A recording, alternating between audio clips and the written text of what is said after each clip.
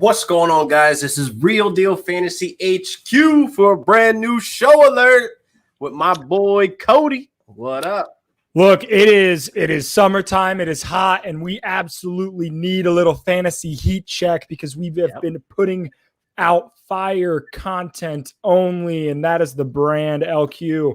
We've been talking about this for a while, kind of behind the scenes over at Real Deal Fantasy, about how we wanted to bring some juice and some energy into the fantasy world. We thought we would do that via this incredible show.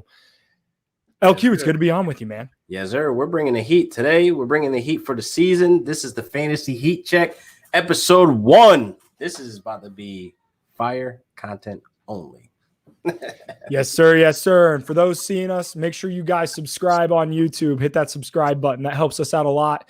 And you will get the best fantasy advice of anybody in your league. So if you're trying to win, if you're trying to win some money this fall, go ahead and hit that subscribe button. Follow us on Twitter and YouTube and Instagram, wherever you can find us. But we got some fire content today, LQ. You ready for it? Yes, we are going to heat it up. And I'm looking at the doc, man. I'm liking the subject today. So today we're going to be talking about our top 5 QBs, top 5 running backs, top 5 tight ends, and this is going to get juicy because I looked at your list, bro, looked at your notes. We're not really synced up in some of the areas, which makes great content. Yes, sir. Sheesh. I was going to say, I was like, you got some like sort of alarm, but like alarm sound. You're like, every time you and I disagree, we're going to fire off a nuke. I love it. I love it. Straight up soundboard. I did not plan that. You should, though. Next time we'll add it. But let's go ahead and start with the quarterbacks. Everybody's favorite position, the money makers. Top 5. Let's start from 5 and go up because I think we're going to have a little bit of a disagreement. My 5th, young guy, rookie, absolute stud. And I know that anybody who knows my content knows I'm a Bengals fan, and I'm not saying Joe Burrow. Justin Herbert is my quarterback number 5. I think he is going to ball out with the Chargers. I don't hate it. I tell you what, I don't hate it because I believe he deserves that 5th spot. But before we get to who's my number 5, I really like what Justin Herbert has set up for him this season. I really think, him and Keenan Allen are going to hit on all cylinders. I really feel like, it comes a time where we just have to accept that Keenan Allen is one of those elites. But he's been, overlooked in fantasy. He keeps falling round after round, and it's like, okay, cool. Now he has Justin Herbert, who's a very capable young quarterback, mobile, quarterback that's able to extend the play, get the ball to Keenan Allen, and great things are probably going to happen this season for him. So I'm not mad at you for top 5 Herbert. Yeah, and with an improved offensive line, the Chargers offense, I'm excited for it. I think there's going to be a lot of value at some other players on that team as well. But we will we'll keep it moving because I got a hunch that we're going to bring up Justin Herbert here in a minute. But who's your number 5, LQ? Number 5, man. I hate to say it, but I got to go with the GOAT. And I hate saying that because Peyton Manning retired, dude. What are you talking about? I like that. But I got to go with Tom Brady, man. He showed up. He showed out last season. I mean, hey, the dude balled out, 40 touchdowns. I mean, this is something that we haven't seen from Tom Brady, to be a top 5 quarterback, being that, he's going into a different system. We thought Bruce Arians was going to be conservative, but no, Bruce Arians said, I'm full sending everything. This is what I'm doing. Air the ball out. We've seen Brady take deep shots. We haven't seen him take in a very long time. And I feel like nothing has changed. He's getting his entire team back. That offense is still going to be hitting on all cylinders with Mike Evans in or out, Godwin in or out. And you have a full offseason to build chemistry with Antonio Brown. This is still Antonio Brown that we're talking about. Like, he's still that player. He's still that dude. So I definitely think, Tom Brady, he has a chance to finish within the top 5.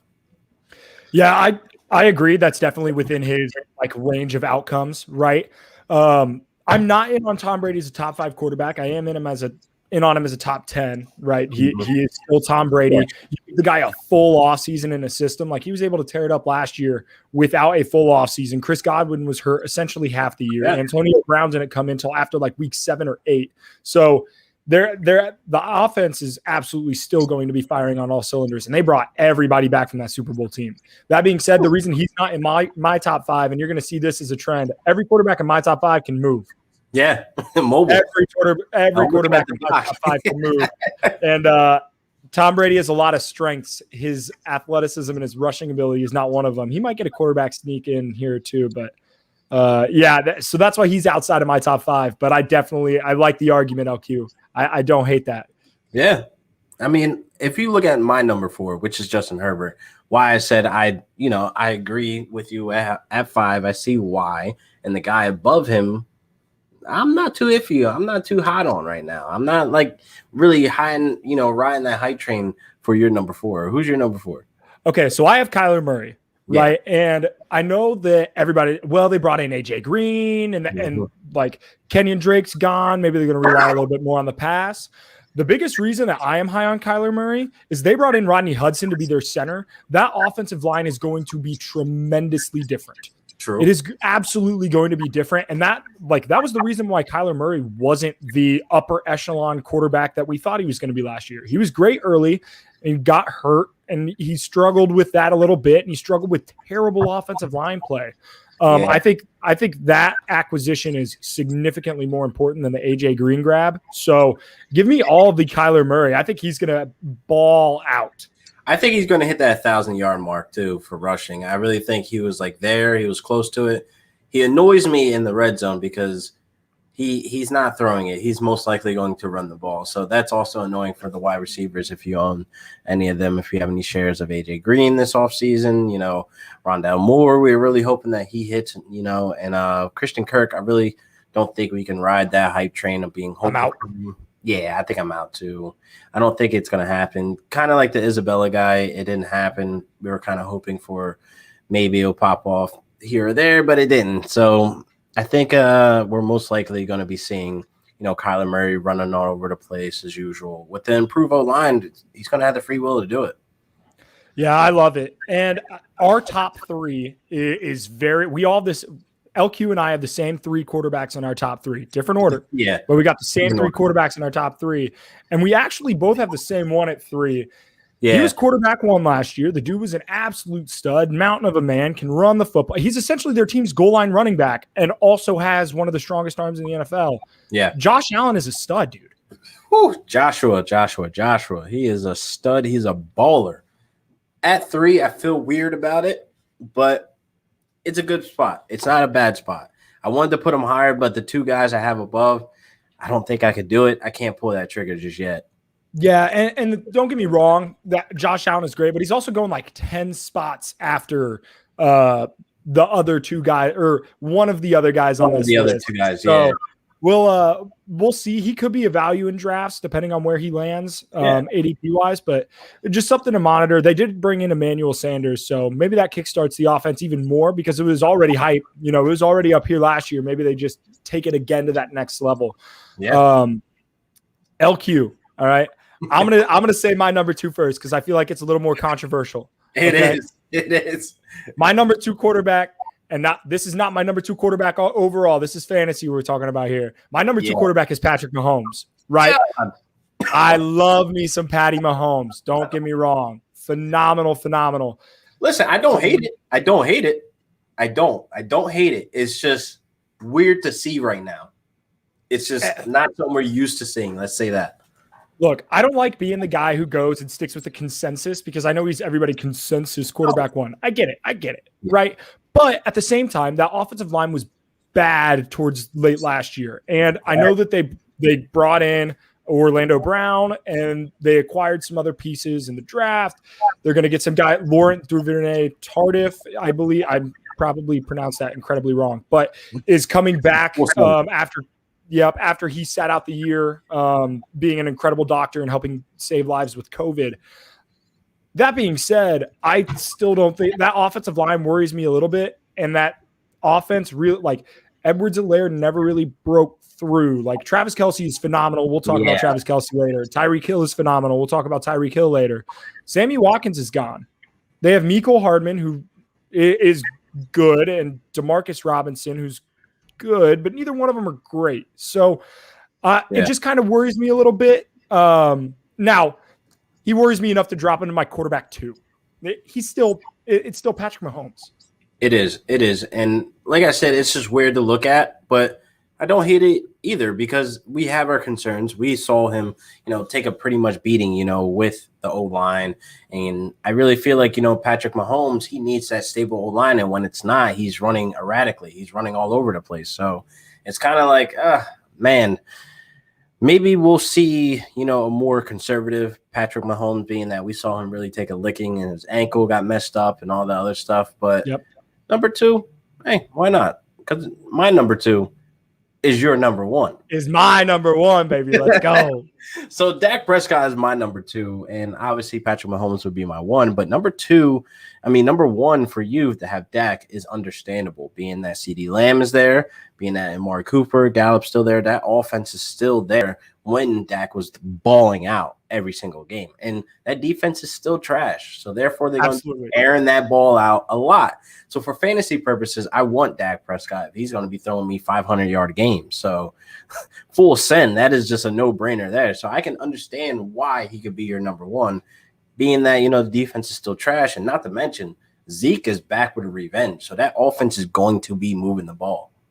They have 3 offensive linemen who were injured last year too. Like Zach Martin was gone, Collins was hurt. Like there were so many guys who missed time due to injury. I am full steam ahead on Dak Prescott. The dude averaged 2 more fantasy points per game in the 5 games that he played last year than Josh Allen, who was the quarterback 1. He would have. The thing is, Josh Allen had his inconsistency too. He had some games where he was like really, really, struggling, and we saw that with Dak as well. I'm not saying none of the QBs on our list have never struggled, but it was a long period of time. It was like 2 to 3 games where, Josh Allen was struggling to even get you 20 points. But Dak, man, he was out there balling week after week, with that trash defense, still putting up, QB1 numbers. Like he's a stud fantasy player this year. Yeah, and I, as much as I hate to admit it, the Cowboys are going to be fun to watch. They are absolutely. I cannot wait to see a full season with Dak, CeeDee Lamb, and Zeke just all hitting on all cylinders, and company of Cooper and Gallup. Like Mike McCarthy, he is an offensive mind, so I'm really thinking that this offense is going to be doing some, quick plays, some deep balls. Like it's going to be all over the place where they're just going to be fun to watch. Yeah, and I know that all the hype was on Justin Jefferson last year. It's like just a phenomenal rookie season for a wide receiver. Mm-hmm. CeeDee Lamb also had a phenomenal rookie season last year. Yes, he did. He was playing with Andy Dalton and whoever I can't even remember the guy, is like Ben Gucci. Yes, Gucci Danucci, bro. Gucci. Love. Oh, we're out of control. We need to move on. We need to get out of the quarterback space. We're getting crazy. All right, so we're top 5 running backs. LQ, I'm gonna let you lead this time since I led last time. You want to start from the bottom? Do we want to start from the bottom, or we want to start from the top? I say we start from the top. Okay, because the top's easy. Yeah, the top's easy. Let's get the dessert. All right, so top 5 running backs. Obviously, one-on-one, we could both agree it has to be CMC. I do not care about the injury. I do not care about the new coaching staff, because the 3 games that CMC played, he gave us running back 1 numbers. Like it's crazy that he was still able to do this, even with the limited amount of games that he gave us. So I'm thinking, why would I not rank him number 1? Why would I not take him one-on-one in drafts when he is still CMC? It's not like he declined in talent. It's not like anything, happened with the offense where he's struggling. He got hurt. That's all it is. He got hurt. It is what it is. Yeah, I think there's a little more, and I say this like CMC was off last year. I think there's a little more risk this year because there are some new things, right? Like we didn't get to see him a ton in last year's scheme. Sam Darnold is now here instead of Teddy Bridgewater. We'll see how that works. I'm not a big Darnold guy, but look, it's Christian McCaffrey, man. He's been unbelievable since he stepped foot in the league. I don't know how he could take another player before him. I really don't. I don't either, because it doesn't really make sense for people to be like, oh, well, the injury. No, it's CMC. He's a freak athlete. Having an injury does not mean you are injury prone. Shout out Steffi Smalls, but having an injury does not mean you are injury prone. So especially returning for one. Yeah, and he'll be back. Like he could have come back towards the end of the season. Like I know he played a game or 2 late.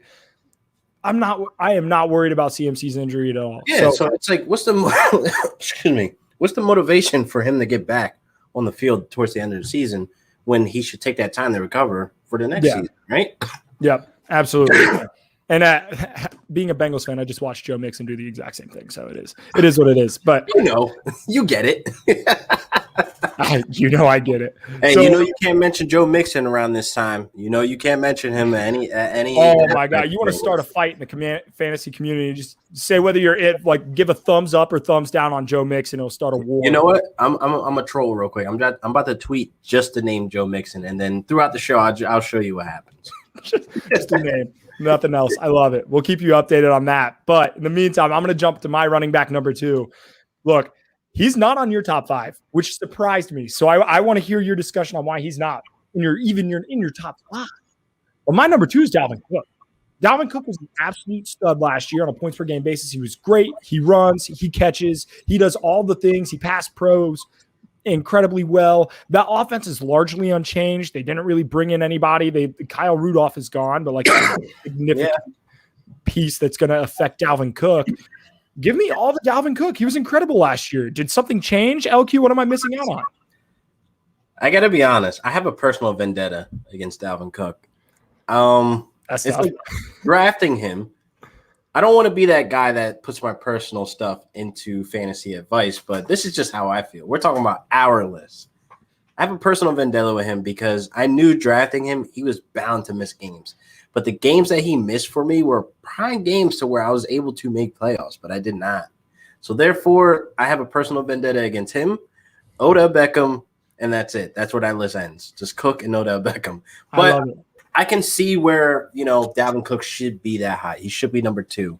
But honestly, to keep him out of my top 5, I feel like I like Derrick Henry more. I like the ability that he's probably going to see more passing, passes out of the backfield as well, being that that's what's being reported. But we shall see how involved he will be in the passing game because it's not like he can't catch. You know what I mean? So I think this will be the year where Derrick Henry and PPR standard, he breaks that ceiling that he always had where he was just confined to just yards. So that's why I have him number 2 for me. So I don't want to, go back and forth for why Dalvin Cook isn't top 5, but this is just my top 5 of that.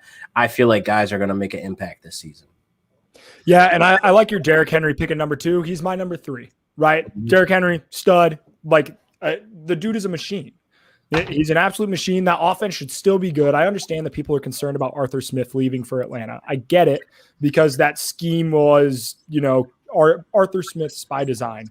That being said, you've seen what works in Tennessee. It's not like their new offensive coordinator is just going to come in and not run the football with arguably one of the best pure runners in football. So, yeah, Derrick Henry's going to be a stud. He's my number 3. And your number 3, talk about a bounce back because this guy it's tough last year. Yeah, I mean, my number 3 is Zeke. I mean, him without Dak, we saw the result of that. That was just clearly just a train wreck. We didn't even know who Zeke was. There was times where we saw people have Zeke on their bench, and it was weird to see because he just wasn't producing. So I really feel like, it wasn't much so Zeke talent-wise. It was more so motivation. I mean, you lost your starting quarterback who's able to move the ball. They had their struggles at quarterback. I mean, you bring in Andy Dalton. It's nothing exciting. There's nothing, great about it. But it's like, man, you have a guy who's going to have a bounce-back year this year with Dak, healthy, offense still adding pieces and just be able to move the ball. And I think there's going to be a lot of scoring opportunity for Zeke. And he's very capable to be able to handle the workload that he was handling when Dak was healthy. Yeah, and the other thing with Zeke, too, is offensive line matters. And it matters in fantasy football, and it matters in real football. And they had 3 offensive linemen go down to injury last year. La'el Collins missed the entire year. Travis Frederick retired right before the season started. That's a bit. Zach Martin missed time, who is arguably one of the best guards in football, if not the best guard in football. I would give it to Quentin Nelson, but he's up there, right? Zeke is good. The talent's not gone. It's not like he was injured. What are we worried about here? That his role is going to be reduced? The same offensive pieces are around him. There's no way a Tony Pollard is going to be taking enough touches to make Zeke not fantasy relevant. That's what makes me mad about that narrative. Don't get me wrong. Pollard should get a couple touches here and there because Zeke should not be getting 350 carries like he did in the first 2 years of his season. Yeah. That being said, if you were to tell me that a guy's going to get 300 touches in an offense, absolutely he's a top 5 running back. So Zeke is my number 4. I mean, the guy is good. The guy is very, very good at playing football. Let him eat. Let him eat, man. You gotta let him eat. You gotta feed the beast. So I really feel like, Zeke is gonna have a bounce back year, and a lot of fantasy owners are gonna be, happy about what they get from him, because even if it is like, let's say, a reduced role where he's in the 240 mark of carries, he's still going to be a RB1 regardless of how we play it out. You know what I mean? So Zeke, bounce back season. Yes, sir. And he's my number 4, but your number 4 is different. He's off my top 5 list entirely, but albeit he would probably be my number 6. Yeah. This was tricky, though. This was tricky. Dude. It was tricky because, honestly, it was either my number 5 going there or, Alvin Kamara. But I really feel like, Alvin Kamara this season is being doubted because of Drew Brees. But I really feel like he's only hit in my rankings if Taysom Hill is the starter. We saw those 3 games where he destroyed Kamara's value. He destroyed his production. He destroyed the targets out of the backfield. He destroyed Alvin Kamara just completely. So I really feel like, if Jameis Winston is the starter, this actually helps Kamara in a lot of ways. I think, we're going to see a much more conservative, humble Jameis Winston. I wasn't mad at him for fantasy when he was a starter in 2019. Oh, no. Let me just make that disclaimer. By no means. Yes, QB4. So the last time we've seen him as a starter, he threw for 5,000 yards. So therefore, I think, Alvin Kamara being the number 1 red zone target last season with, obviously Michael Thomas out of the way with injury, I really feel like, Alvin Kamara can be an elite, running back with Jameis Winston in that offense. The dump off, the passes, the route running. Alvin Kamara is that dude. That offense still will run through him. I honestly believe that. Yeah, Sean Payton's obsession with Taysom Hill does concern me a little bit. I think he's going to be used more in the offense. I mean, they paid him the money to use him. So that concerns me a little bit. The other thing that concerns me, and I understand the argument that, well, Alvin Kamara doesn't play like a typical running back, but he's never rushed for 1,000 yards. And that concerns me more this year than it has in the past, because in the past, Drew Brees was phenomenal about checking down to him. They ran design plays for him, the whole 9 yards. I don't know if that's going to be the case. I don't know if that offense is going to be as efficient, especially if with Taysom Hill at the helm, or with at least an expanded role of Taysom Hill. So that's why I have him out of my top 5. But I mean, he's still a great running back, and the pass catching is going to be there one way or another. For sure. I honestly, I'm not going to say he's due for like 70 catches. I mean, I'm sorry, 100 catches or anything like that. But he's good between the 70 and 90 realm of reception. So I'll take that all day long. And then he's going to have a buttload of touchdowns as well. So I don't understand why people are fading him. Yep. There are concerns, but out of the top, like if you're drafting outside of the top 10, that's crazy. Even outside the top 7. Yeah.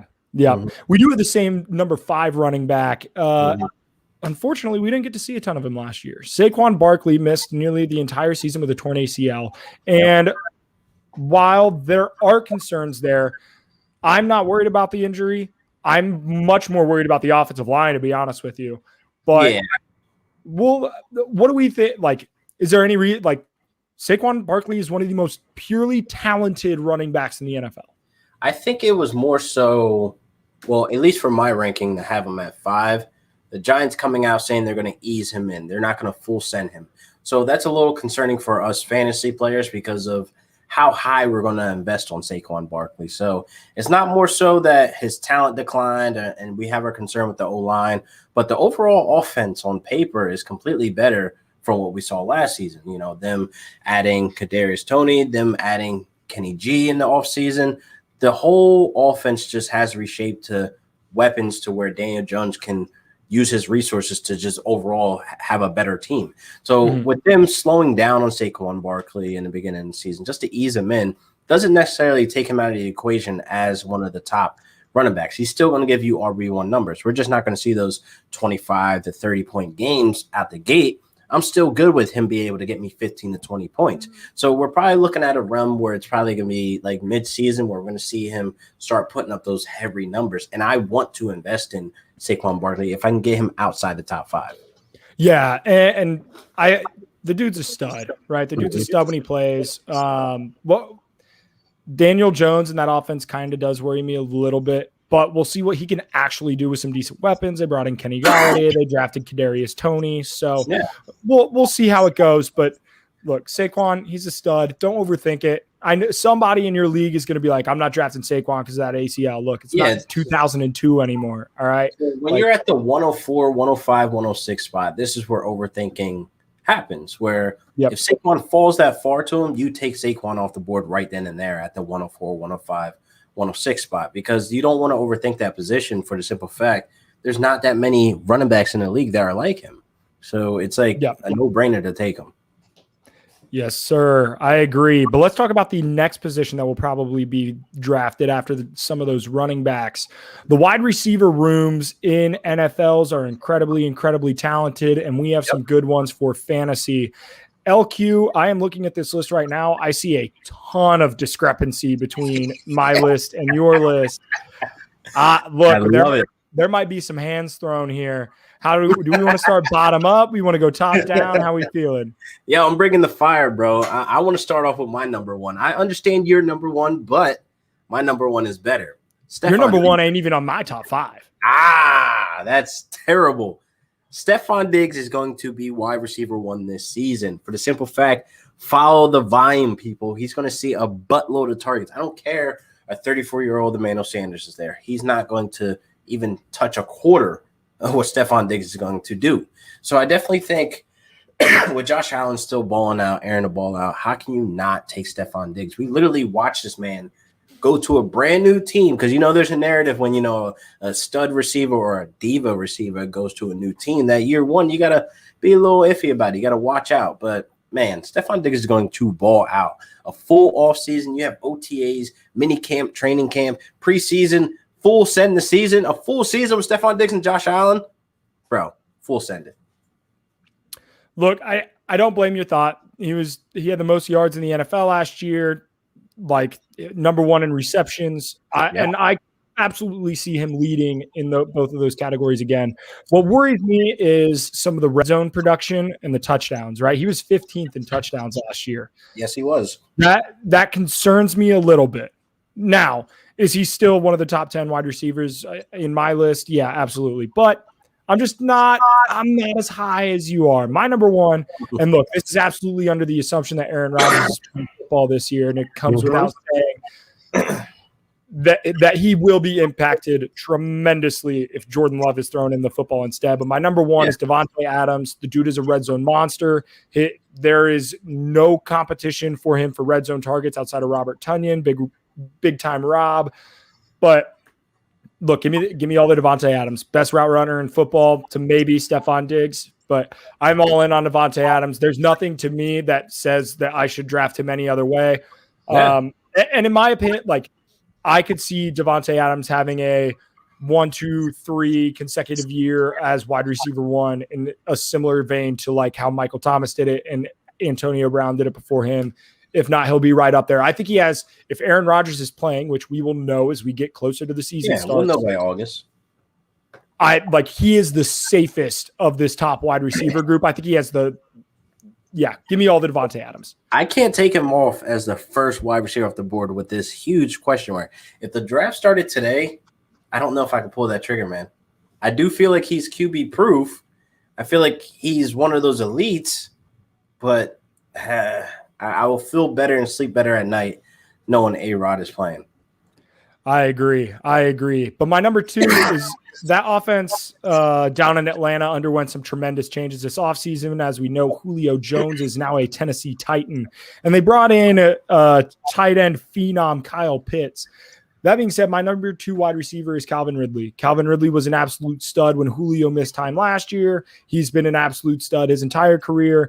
The Falcons are going to continue to throw the ball deep, and I think they're going to utilize play action a little more this year with Arthur Smith at the helm. Look, A.J. Brown was dominant in that Titans offense last year, and you know who plays that A.J. Brown role? A.J. Brown role in Arthur Smith's offense this year? Calvin Ridley. I am Ridley. all over Calvin Ridley. Show me some love, man.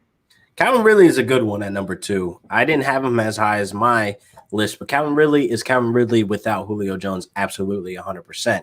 He's going to produce stud points, wide receiver points. You're going to be very happy where you're getting him in drafts right now because it's like everybody's loving, that Kyle Pitts is there. Everybody's hyping him up, but Calvin Ridley is going to explode this season. Yes, sir. Yes, sir. And speaking of explosive players, your number 2 on your list, my number 3. To talk about the most explosive player in football. Most explosive player in football, Tyreek Hill. He's definitely a guy that you cannot bypass. If he's there on the board, it used to be, I'll take Hill at the back end of the first round. All right, cool, whatever. But it was a good pick there because he's a guy that's going to get you touchdowns that has Patrick Mahomes throwing to him. If we want Patrick Mahomes to be throwing up these, elite points, guess who he's throwing to? Travis Kelce and Tyreek Hill. That's it. Those are only 2 people that are going to be hitting those high number touchdowns. So therefore, I like a guy who's going to see the end zone a ton. And I like a guy who's going to catch a 40-yard touchdown, 50-yard touchdown, maybe even a 70-yard touchdown. Who knows? If that is on the table for me, full send. Dude, that's the thing with Tyreek Hill. He can score from anywhere on the football field, and they manufacture touches for him, right? They hand the ball to him. They run the sweeps and the shovel passes. I'm all in on Tyreek Hill. Your number 3 is Davante Adams. We already talked about him. Yep. Look, like you said, the concerns are there. At the same time, it's still Davante Adams. So let's go to your number 4. He's your number 4 and my number 5, right? Number 4, I believe D-Hop is going to have not exactly a bounce back year, but a better year from what we saw with Kyler Murray. I really feel like, it was some kinks in the offense. There's some things like chemistry to get back into, but hey, I'm all in on D-Hop this year, being that he put up those elite numbers that he did.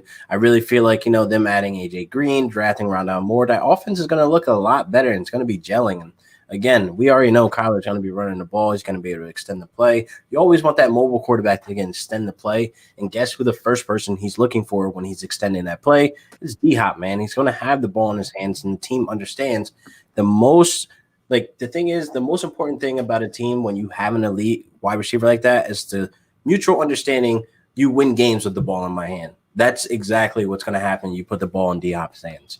Yeah, and Cliff Kingsbury needs to win some games this year, so I absolutely see them feeding DeAndre Hopkins. I'm high on this Cardinals offense. I'm excited for it. It should be a blast. But I'll talk about my number 4, and I mentioned him in passing, right?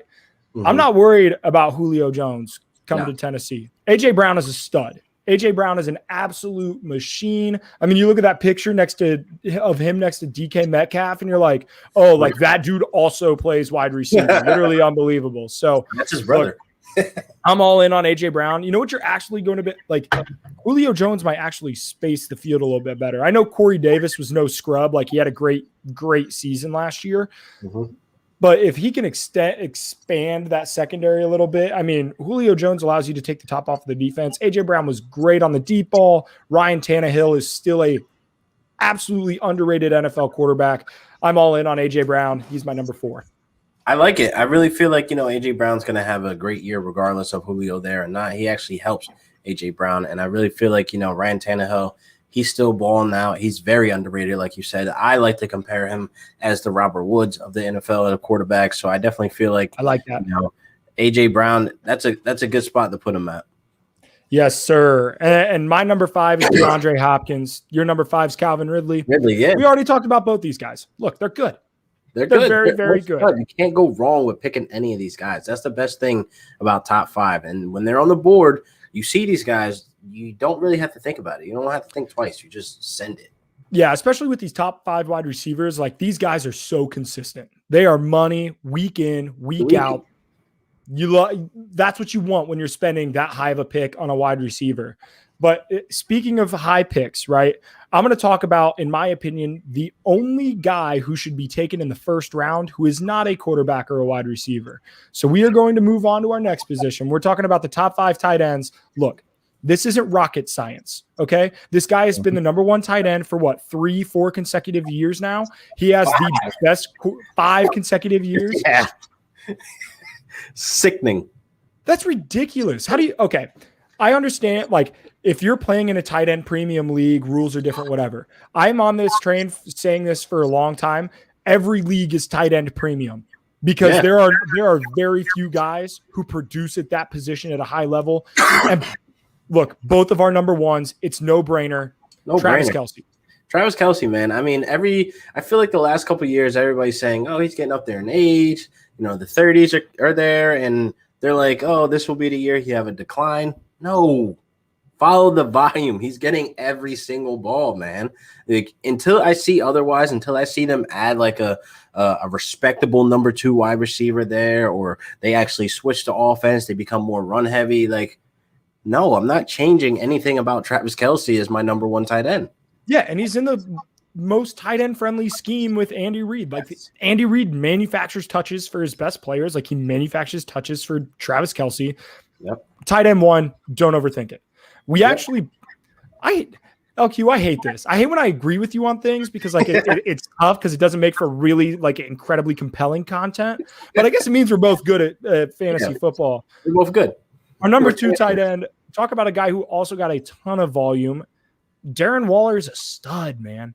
He is so good. I love everything I saw about him. Yards after catch, him being able to catch in traffic, not running into coverage. It's like he's elite, like tight end right now. So it's like I don't know what we really want more out of him. He's the number 2 guy behind Travis Kelce when we're talking about following the volume. The Raiders still don't have, a wide receiver on paper that's making me jump out of the stadium and say, he's going to take over targets over Waller. No, I just don't see it.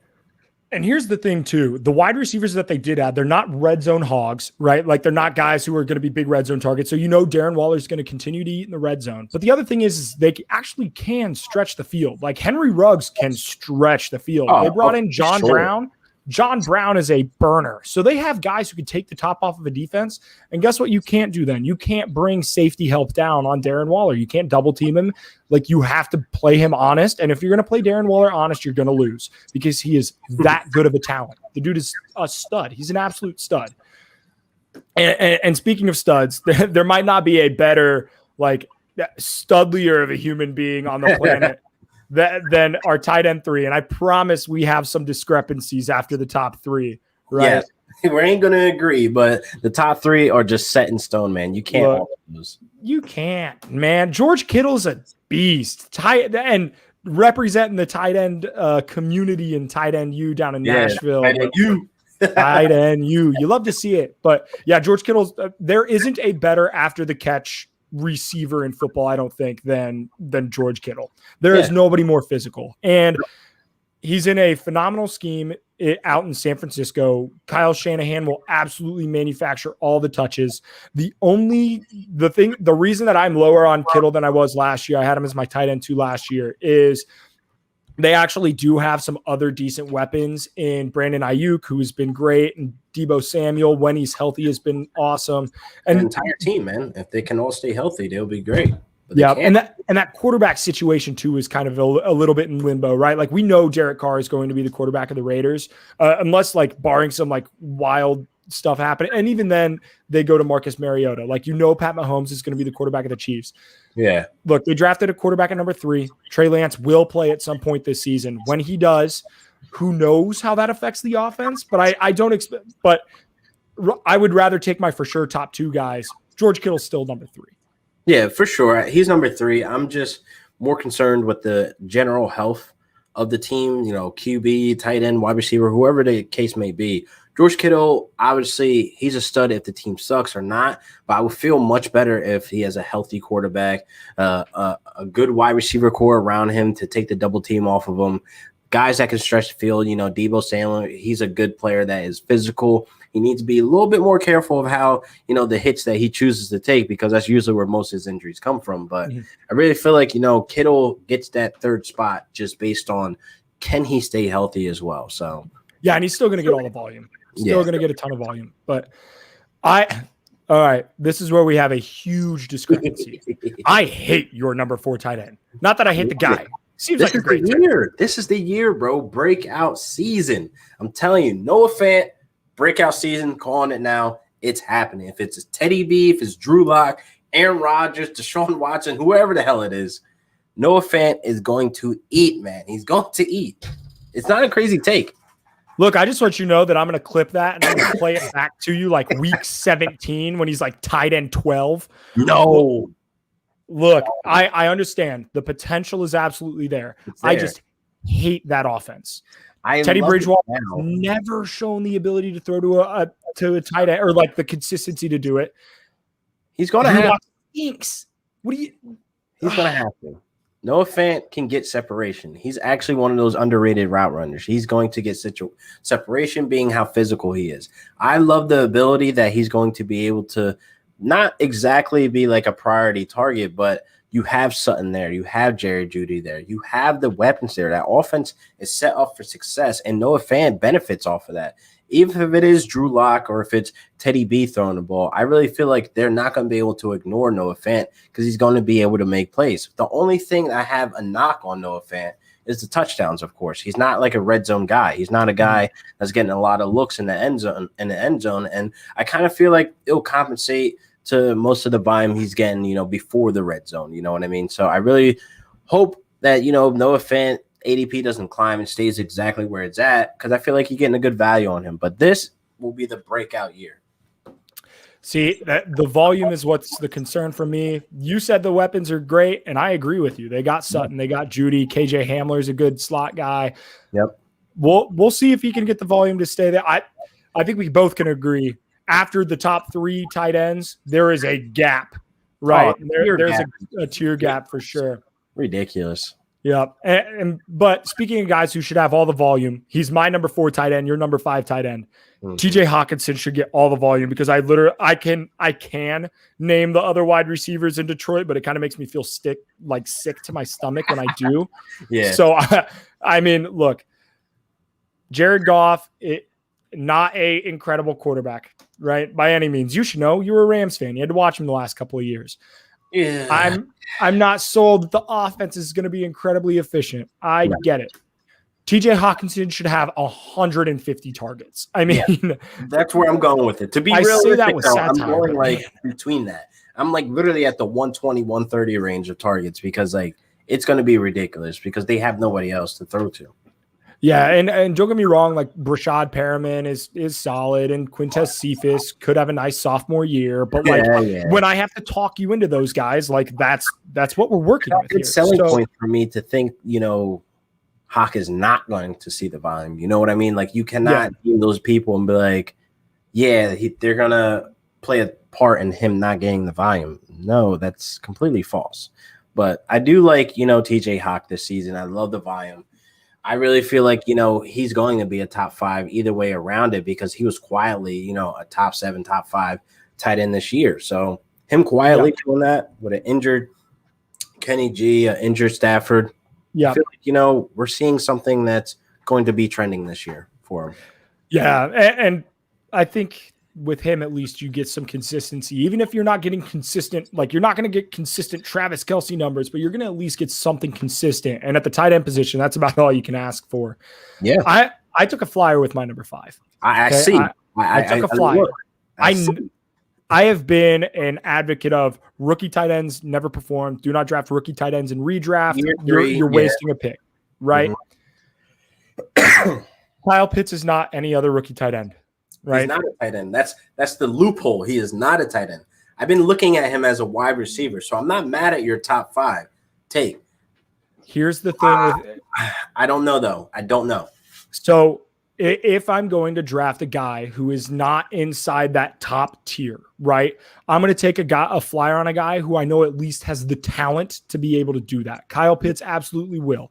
Will he have opportunity? He absolutely should in that Falcons offense. They did lose Julio Jones. There are a lot of targets on the table, right? Yeah. Hayden Hurst didn't quite live up to the magic that everybody thought he was going to last year. And that Arthur Smith does like to use the tight end because he facilitated I can't even think of his name. Tight end went to the Patriots, was the Titans tight end. Jonnu. Come on. Jonnu, right? Jonnu Smith. So that he can get the football to the tight end position. The other thing that I really love about Kyle Pitts is he lines up everywhere. And it's reminiscent to me of Dallas Clark. I mean, I live in Indiana, so like obviously I've watched plenty of Colts games, but Dallas Clark used to line up all over the field back in the Peyton Manning days. And Kyle Pitts can absolutely do that. He actually was ineligible to win the best tight end in football award, not last year, but the year before, because he lined up outside too much. They didn't use him enough as an inline tight end, right? So that tells you how confident they are in his ability to be moved all over the field. So I'm all in on Kyle Pitts. If I'm wrong, if I'm going to be wrong on one thing this offseason, I would rather be wrong because I am planting my flag on Kyle Pitts. Love the guy. I mean, I don't hate him. I don't hate him because, again, I'm not looking at him as a tight end.